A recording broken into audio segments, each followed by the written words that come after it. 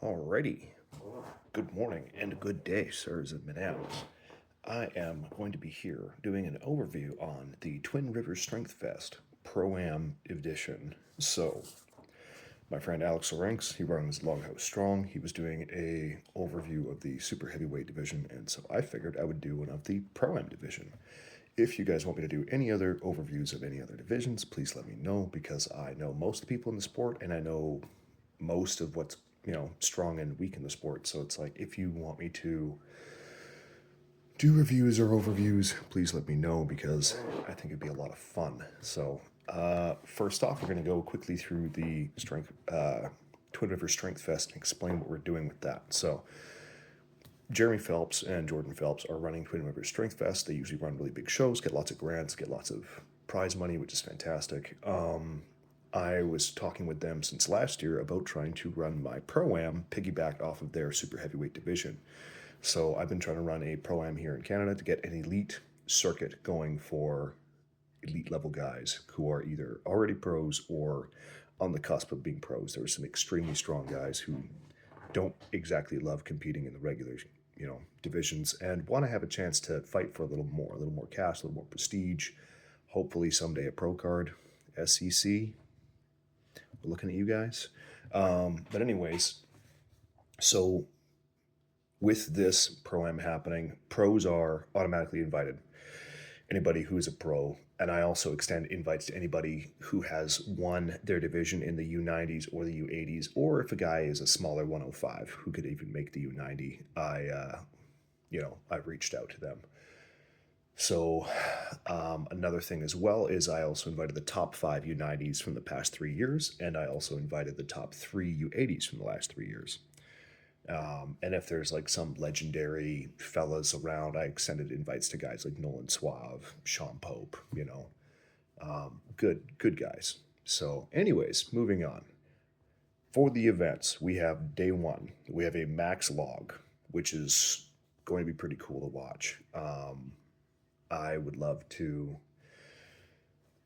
make a mess on that event specifically. So after the max log, we have a farmers into sled drag. Boo. The farmers is I think 255 or 265 per hand for the Pro-Am guys, and the sled drag is an unknown weight, but it's going to be the heaviest weight they have there.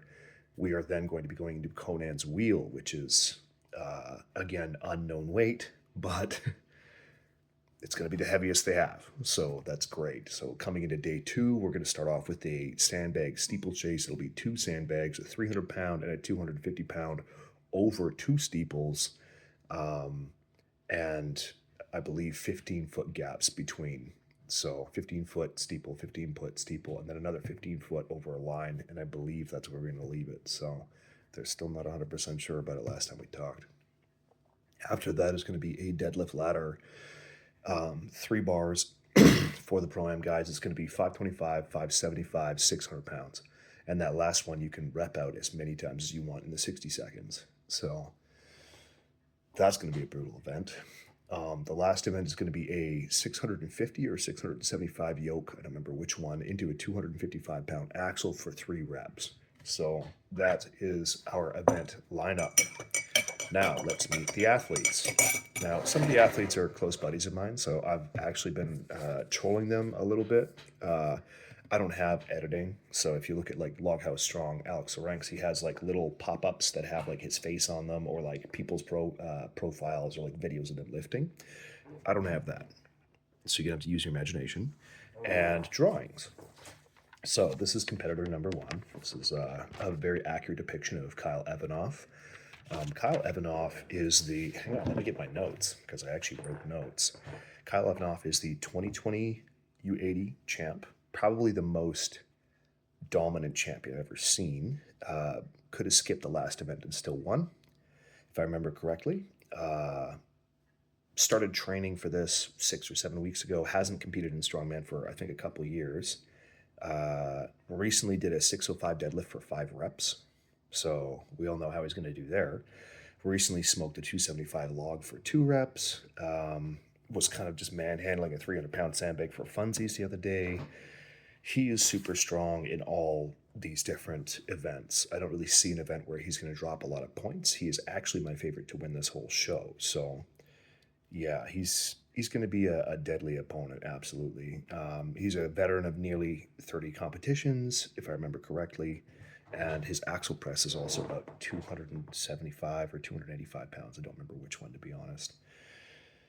But yeah, very formidable opponent and someone that really brings his A game. He is, I think, the only athlete in this class that could just walk off the couch, 6, 7 weeks and be an absolute menace and possibly one of the best in the country. I think if he were to give enough craps and have enough time to compete in SCC this year as a U90, I think he would clean sweep the entire class. And that's not me being rude or down talking any of the guys in the United class, but he's simply another breed. So, athlete number 2, we have this guy, Bill Murray.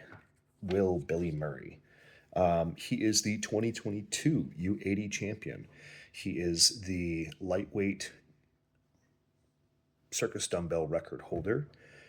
He recently hit a 615 deadlift for a brand new PR, which is the third biggest deadlift on paper in the entire group as far as this goes.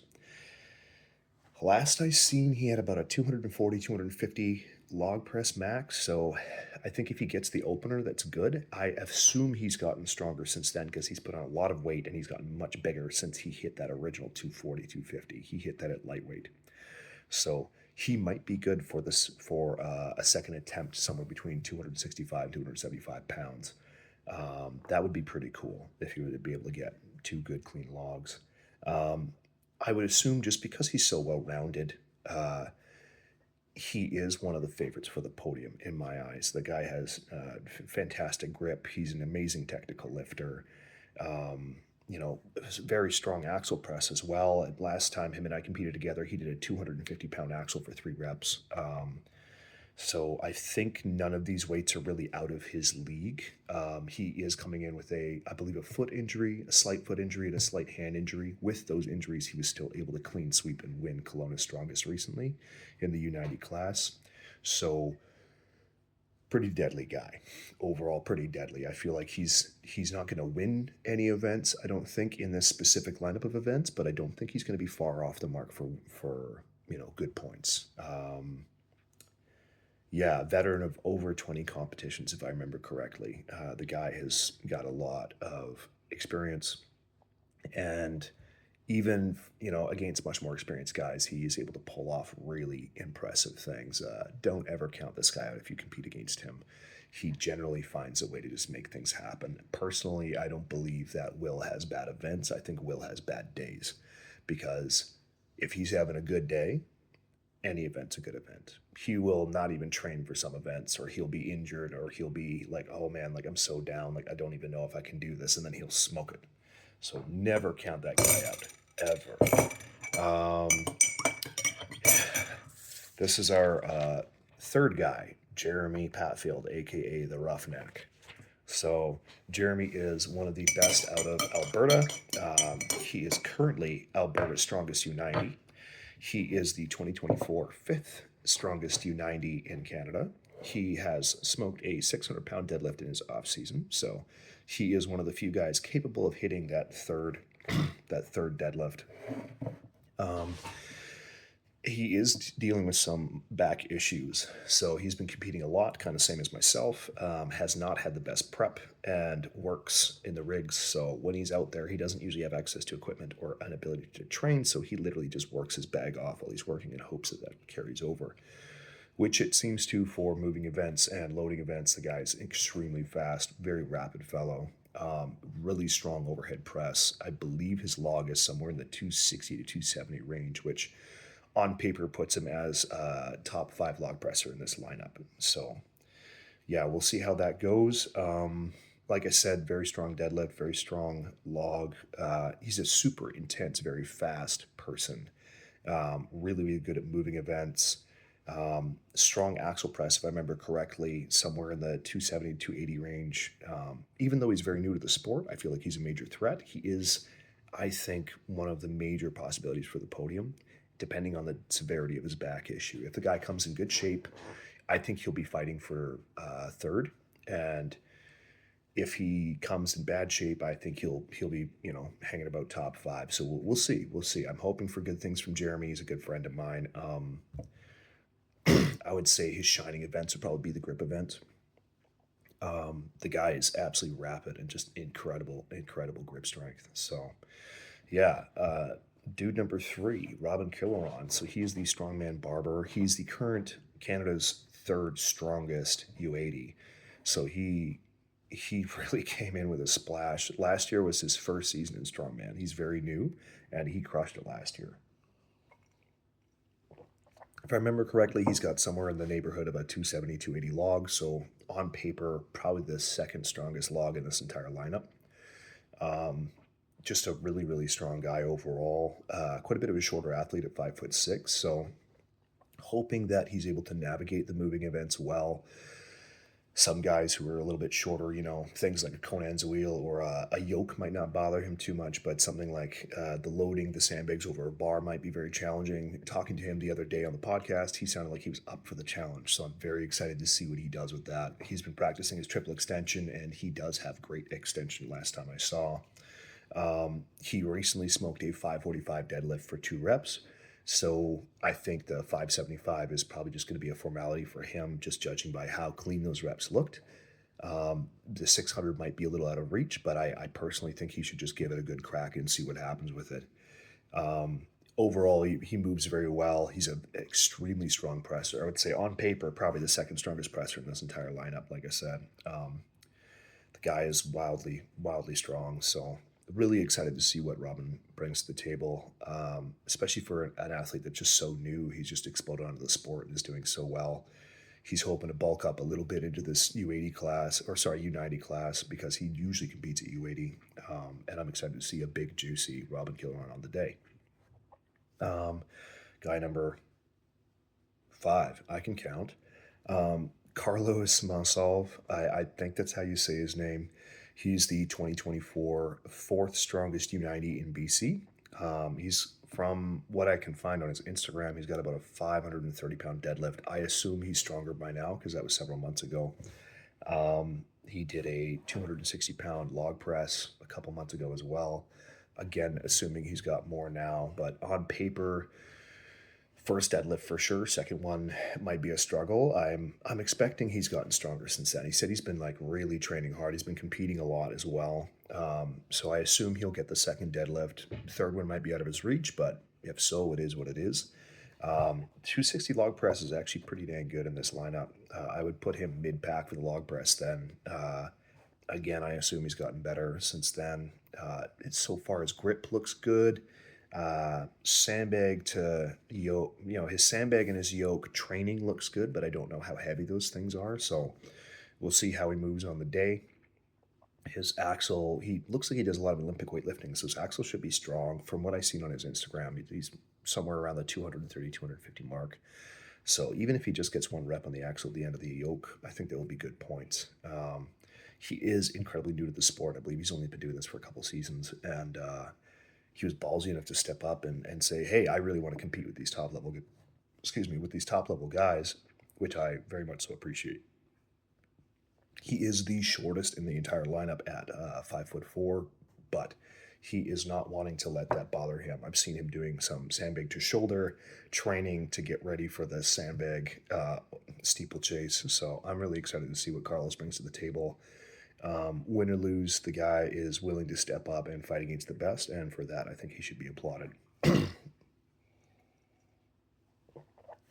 sixth competitor is Guitien Plante, and I think I'm saying that correctly. I'm assuming it's got the old Quebecois twist to it, so we'll see, I guess. Maybe he'll bother me and bug me and say, "Hey, you say my name like a dummy. I wish you didn't do that." Looks to be a very strong deadlifter. He currently holds the, and I need to specify, the Whippy bar Hummer tire deadlift record for the Canadian U90s. There was a bit of a dispute over what bar should be used. I'm currently using a squat bar for my Hummer tire setup here in the Caribou. When they did it on the island, they used a very, very bendy deadlift bar and a completely different lift, if you get my drift. but he still pulled 700 on it, and it was a very impressive lift. Um, Not his fault that it was done at a whippy bar. That is the fault of the promoter. You know who you are. Um, but yeah, his deadlift, from what I can see, is in the high fives. He, I believe, has a good crack at the 600-pound bar at the end of the lineup. His log and axle are a little sketch. He's been practicing a split jerk. We've been talking a little bit. He has been improving his overhead quite a bit, but he's still in the 245, 250 range. So it's a fairly it'll be hit and miss to see if he hits the opener on the log. The opener is 255, and the axle at the end of the yoke is 255 as well. So good luck to Gitian. I hope that you are able to smoke at least your openers for that, and I think he's going to clean house in the rest of the events, to be honest. Because, like I said, deadlift is strong. He's the tallest competitor by far. I think the vast majority of our guys are around 5'9", and then we have Robin and good lord, Robin and Carlos at 5'6" and 5'4". Gitian is standing about 6'2", 6'3", so he's a much taller fella. I feel like he's going to be able to do really well in the moving events. He has a 335 per hand farmers. Like, the guy is wickedly good with grip, so I feel like he's going to be really shining in those moving events, even if he has a hard time with the overhead press. Really excited to see the guy compete. He's very new to the sport. I think he's been about probably, I think, 2 seasons, about the same as Carlos. So very little experience, but he's one of these guys that was just like, hey, I'm willing to step up and try this out and do what I can. So yeah, really excited to see these guys come out and compete. Thank you for watching, everybody. If you want me to do reviews or overviews on any other classes, please let me know. I know just about everybody in the sport in BC here, so please let me know. And until then, you have a great day and take care of yourselves.